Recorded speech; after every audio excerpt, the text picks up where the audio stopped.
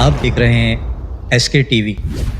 دوستو، غزوہ ہند کے متعلق نبی کریم صلی اللہ علیہ وسلم کا فرمان جو بے شک پتھر پر لکیر ہے، جو ہر صورت پورا ہو کر رہے گا۔ نبی کریم صلی اللہ علیہ وسلم نے ارشاد فرمایا کہ مجاہدین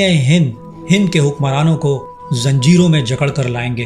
دوستو، غزوہ ہند کا ذکر جب بھی آتا ہے تو ذہن فوراً اس جانب چلا جاتا ہے کہ نبی کریم صلی اللہ علیہ وسلم کو اس دنیا فانی سے پردہ فرمائے 1400 سال سے بھی زیادہ کا عرصہ ہو چکا ہے، اور ہمارے پیارے آقا نبی کریم صلی اللہ علیہ وسلم اپنے روضہ انور میں آرام فرما رہے ہیں۔ تو ہماری ناقص عقل میں یہ سوال پیدا ہوتا ہے کہ اب غزوہ کیسے ممکن ہے، جبکہ ہم یہ جانتے ہیں کہ غزوہ اس جنگ کو کہا جاتا ہے جس جنگ میں ہمارے پیارے نبی حضرت محمد مصطفیٰ صلی اللہ علیہ وسلم نے خود شرکت فرمائی ہو۔ تو جب ہند میں مسلمانوں کی جنگ ہوگی تو وہ غزوہ کیسے کہلا سکتی ہے؟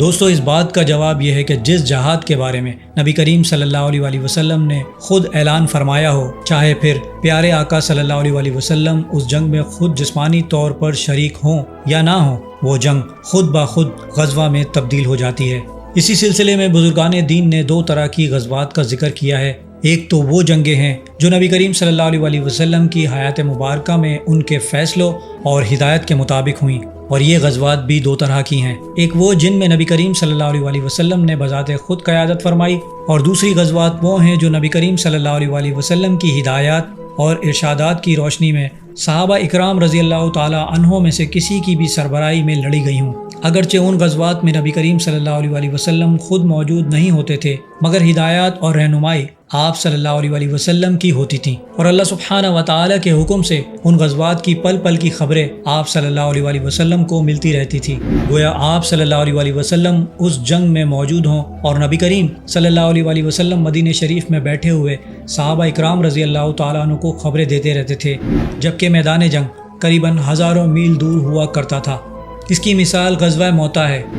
اور جب ٹڈی دل رومی فوج کے مقابلے میں مٹھی بھر مجاہدین اسلام نے فتح حاصل کی تو اس کی خبر بھی آپ صلی اللہ علیہ وسلم نے اسی وقت سنا دی تھی۔ سبحان اللہ۔ یہ جنگ مدینہ سے 1000 کلومیٹر دور موتا میں ہو رہی تھی، لیکن رسول اللہ صلی اللہ علیہ وسلم نے اس جنگ کے بارے میں مدینہ میں مسلمانوں کو پہلے ہی بتا دیا تھا کہ سب سے پہلے زید نے جھنڈا اٹھایا اور وہ شہید کر دیے گئے۔ اس کے بعد جعفر نے جھنڈا اٹھایا اور وہ بھی شہید کر دیے گئے۔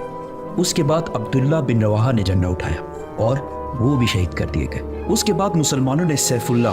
اللہ کی تلواروں میں سے ایک تلوار کو اپنا لیڈر بنا لیا ہے۔ یعنی جن غزوات میں آپ صلی اللہ علیہ وسلم نے اپنے صحابہ کو ہدایت فرمائی تو پیارے آقا جسمانی طور پر نہیں مگر روحانی طور پر صحابہ اکرام کی سربراہی میں لڑی جانے والی جنگوں میں شریک ہوتے تھے۔ اور دوستو، میرا ایمان کامل ہے کہ بالکل اسی طرح غزوہ ہند کا بھی معاملہ ہے۔ جس طرح پیارے آقا صلی اللہ علیہ وسلم نے صحابہ اکرام کی روحانی طور پر رہنمائی فرمائی، اسی طرح آپ صلی اللہ علیہ وسلم غزوہ ہند کے مجاہدین اسلام کی بھی رہنمائی فرمائیں گے۔ سبحان اللہ۔ اسی لیے دوستو، آپ صلی اللہ علیہ وسلم نے ہندوستان کی جنگ کو غزوہ ہند کہہ کر پکارا ہے، اور آپ صلی اللہ علیہ وسلم نے مجاہدین اسلام کو فتح کی خوشخبری بھی سنا دی کہ ہند کے مجاہدین اسلام وہاں کے ظالم و جابر حکمرانوں کو بیڑیوں میں جکڑ کر لائیں گے۔ دوستو، اب یہاں غزوہ ہند کے متعلق ان احادیث کا ذکر کہ جن کی روایت سنن نسائی اور مسند امام احمد بن حنبل میں ملتا ہے۔ حضرت ابو ہریرہ رضی اللہ تعالیٰ عنہ سے مروی ہے، آپ رضی اللہ تعالیٰ عنہ فرماتے ہیں، میرے جگری دوست یعنی رسول اللہ صلی اللہ علیہ وسلم نے مجھ سے بیان فرمایا کہ اس امت میں سندھ و ہند کی طرف سے لشکر کی روانگی ہوگی۔ اگر مجھے کسی ایسی مہم میں شرکت کا موقع ملا اور میں اس میں شریک ہو کر شہید ہو گیا تو ٹھیک، اور اگر غازی بن کر لوٹ آیا تو میں ایک آزاد ابو ہریرہ ہوں گا جسے اللہ سبحانہ و تعالی جہنم سے آزاد فرما دے گا۔ اسی سلسلے کی ایک اور روایت ہے کہ نبی کریم صلی اللہ علیہ وسلم نے ہندوستان کا ذکر کیا اور ارشاد فرمایا، ضرور تمہارا ایک لشکر ہندوستان سے جنگ کرے گا، اللہ ان مجاہدین کو فتح عطا فرمائے گا، حتیٰ کہ وہ مجاہدین ہند کے بادشاہوں یعنی وہاں کے حاکموں کو بیڑیوں میں جکڑ کر لائیں گے، اور اللہ سبحانہ و تعالی اس عظیم جہاد کی برکت سے ان مجاہدین کی مغفرت فرما دے گا۔ پھر جب وہ مسلمان واپس پلٹیں گے تو عیسیٰ ابن مریم علیہ السلام کو شام میں پائیں گے۔ حضرت ابو ہریرہ رضی اللہ تعالیٰ عنہ نے فرمایا، اگر میں نے وہ غزوہ پایا تو میں اپنا نیا اور پرانا سب مال بیچ دوں گا اور اس غزوہ میں شرکت کروں گا۔ جب اللہ سبحانہ و تعالی ہمیں فتح عطا کر دے گا اور ہم واپس پلٹ آئیں گے تو میں ایک آزاد ابو ہریرہ ہوں گا جو ملک شام میں اس شان سے آئے گا کہ وہاں حضرت عیسیٰ ابن مریم علیہ السلام کو پائے گا۔ یا رسول اللہ صلی اللہ علیہ وآلہ وسلم، اس وقت میری شدت خواہش ہوگی کہ میں ان کے پاس پہنچ کر انہیں بتاؤں کہ میں آپ صلی اللہ علیہ وآلہ وسلم کا صحابی ہوں۔ سبحان اللہ۔ راوی بیان کرتے ہیں کہ اس بات پر حضور اکرم صلی اللہ علیہ وآلہ وسلم مسکرا پڑے اور فرمایا بہت مشکل، بہت مشکل۔ بعض روایت میں یہ الفاظ اس طرح ہیں، بہت دور، بہت دور۔ اور یہ حدیث پاک نعیم بن حماد کی کتاب الفتن میں درج ہے۔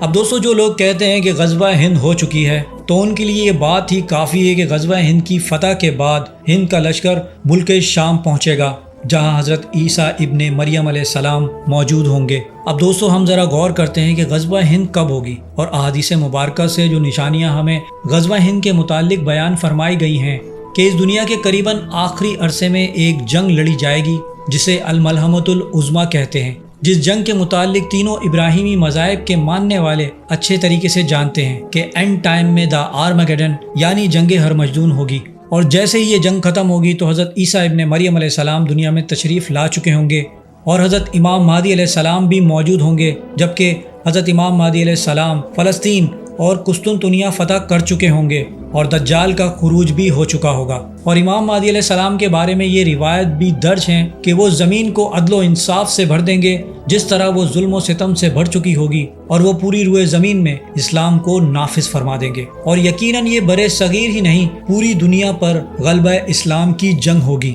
اور حالات اور واقعات اور احادیث کا بغور مشاہدہ کریں تو جنگ عظیم اور غزوہ ہند حضرت امام مہدی علیہ السلام کے زمانے میں ہوگی۔ اور اس وقت جو دنیا کے حالات چل رہے ہیں اور جو قتل و غارت، ناانصافی، بے ایمانی، کرپشن، نااہل حکمران ہمیں ملک و بالخصوص برِ صغیر پاک و ہند میں نظر آ رہے ہیں، اور ہندوستان کے حکمرانوں کے بھی مسلمانوں کے ساتھ سلوک کچھ زیادہ اچھے نہیں۔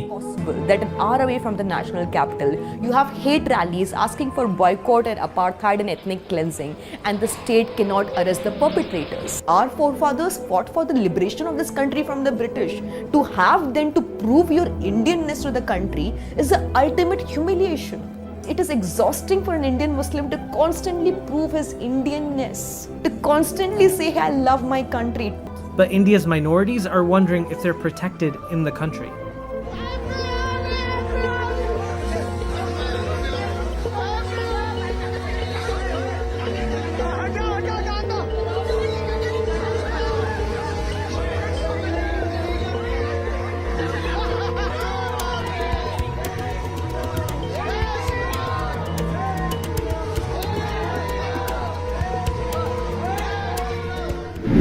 اور طرز حکمرانی پاکستان کے حکمرانوں کی بھی کرپشن اور ناانصافیوں سے بھری پڑی ہے۔ امیر کے لیے قانون کا معیار کچھ اور غریب انصاف کے لیے در در کی ٹھوکریں کھاتا پھرتا ہے۔ کرپشن اور بے ایمانی ہر سو پھیلی ہوئی ہے، اور سب سے بڑھ کر مسلمان آج فلسطین میں ظلم و ستم کے شکار ہوئے ہیں، اور فلسطین کی تباہی یعنی مسلمانوں کی تباہی ہے، اور جنگ عظیم الملحمۃ العظمیٰ جنگ ہرمجدون دا آرمگیڈن فلسطین سے ہی سٹارٹ ہوگی، جو کہ ہو بھی چکی ہے۔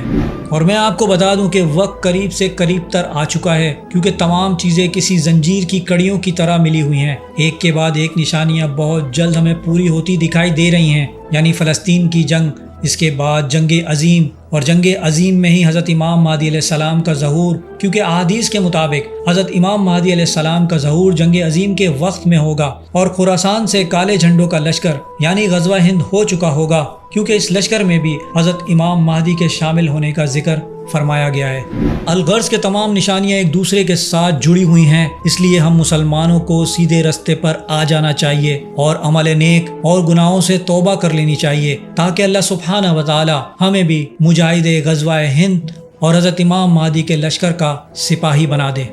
آمین۔ دوستو، امید کرتا ہوں میری ویڈیو سے آپ کی معلومات میں اضافہ ہوا ہوگا اور کچھ نیا جاننے کو ملا ہوگا۔ اگر میری ویڈیو آپ کو اچھی لگی ہے تو میری ویڈیو کو لائک کریں، میرے چینل کو سبسکرائب کر لیجئے اور بیل آئیکن پہ بھی کلک کر دیں، اور اس ویڈیو کو اپنے دوستوں کے ساتھ، اپنے پیاروں کے ساتھ زیادہ سے زیادہ شیئر بھی کیجیے گا۔ اب میں ملوں گا آپ کو ایک ایسی انفارمیٹیو ویڈیو کے ساتھ، تب تک کے لیے اللہ حافظ۔